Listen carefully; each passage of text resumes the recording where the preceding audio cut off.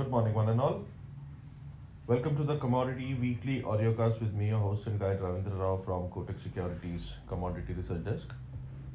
What an explosive and volatile week it was that came to an end last week with commodities witnessing sharp fall. It was a week which featured a lot of important events from big central bank policy meeting along with important monthly economic data from US like ISM manufacturing and services PMI and the all important US jobs report, that is the NFP report. The Federal Reserve kicked off proceedings with a widely anticipated 25 basis point hike, but the Fed chair Jerome Powell seemed less hawkish in his comments. It seemed as if there would be a couple of more 25 basis point hike before they take a pause. ECB and BOE also hiked 50 basis points, but their forward guidance was on moderately dovish side. This shows that inflation is moderating and the central bankers can now focus on growth to contain the recessionary fears. Although the US ISM manufacturing witnessed further contraction, the big surprise was the US NFP print coming to an upside in a big way. As US unemployment remains strong, as shown from the last week's data, the Fed's future policy stance might get impacted as it gives Fed more room to hike interest rates. This was the major reason why a dollar rebounded in the last session of the week. Earlier, dollar had tumbled below 101, that is the DXY, the dollar index, which was the lowest since April 2022, as Fed Chair Powell said. Disinflationary process was underway after a widely expected 25 basis point rate hike. Um, But the dollar finally got some action on the upside after the NFP report. The rebound in the DXY was very sharp, that touched weekly high of around 102.80. On the commodities front, COMEX gold had hit a fresh 9-month high last week at around 1975 per troy ounce, as Fed chair post policy comments were perceived as dovish, especially that it's a good thing and gratifying that inflation is coming down even without job conditions easing substantially. Also, the World Gold Council said central bank gold purchases jumped to a whopping 1,136 tons in 2022, highest since 1967, and pushed total gold global demand to around 4,741 tons, up 18% from 2021 and highest since 2011.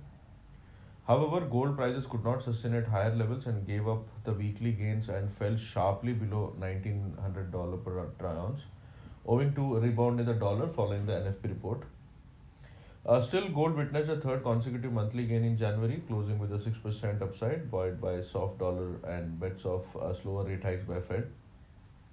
Similarly, silver prices slipped from 24.6 per ounce and closed the week with a sharp fall of around 5%. On the price action front, we feel the dollar's move would be important for the further move in precious metals. On the precious metals front, on gold front, strong support is near dollar 1880 to dollar 1870, where the prices had hit a low last week, and a closing below that might pull it further lower towards 1844. On the MCX, we feel 56,600, 56,500 would be very crucial. If that is taken out on a closing basis, there is a possibility it might fall towards 55,200, which is a good support. But it will need some additional pressures, which can be in the form of positive economic data from the US. But if that happens, then we might see some more correction in gold prices. But the overall trend still seems positive. In case of silver, as we have been mentioning, 24.50 to $25 has been a very good resistance, and it is not sustaining above that. And it had slipped to the support of $22.50 now. Last week's low of $22.27 would act as a support. If that is taken out on a closing, we might see silver prices coming down till 21.78, which is the 252-day moving average support, and that would be very strong support. So expect a bounce back from that levels if it falls further.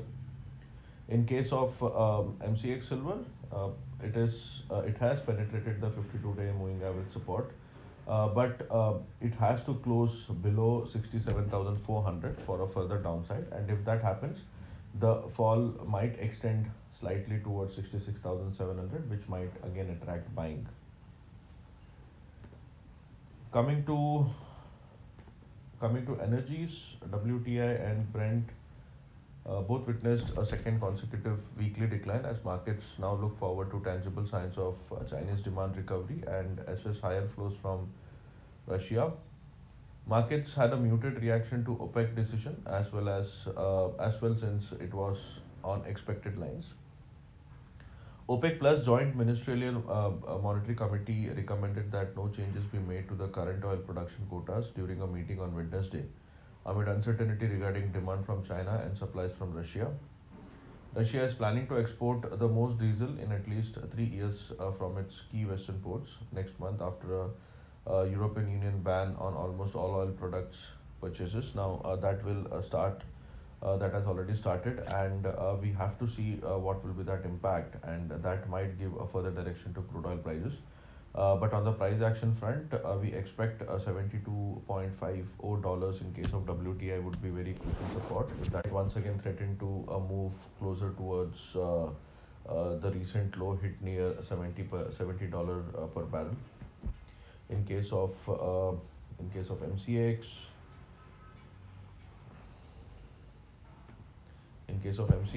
the support remains near the psychological 6,000 levels. If that is taken out, the prices might fall towards 5,800 levels. So it looks slightly on the weaker side, but supports should break for it to further move lower.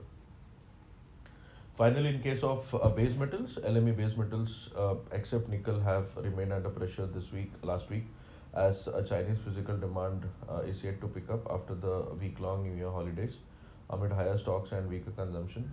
LME copper slipped below 9,000 per ton, hit by stronger dollar and global demand, while repeated supply disruptions failed to provide any cushion. Aluminium slipped below $2,600 per ton on concerns of higher supply.